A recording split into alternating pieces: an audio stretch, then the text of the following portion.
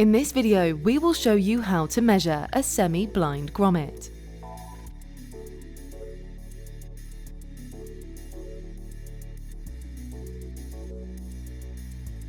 Step 1. First, measure your panel hole size. This is dimension A.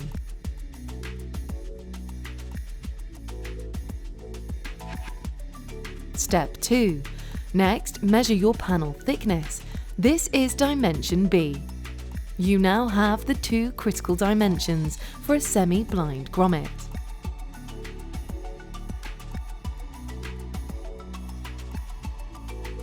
Step 3. You can also measure the overall diameter. This is dimension C.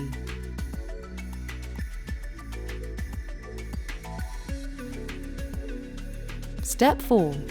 Finally, the inner diameter of the membrane. This is dimension D.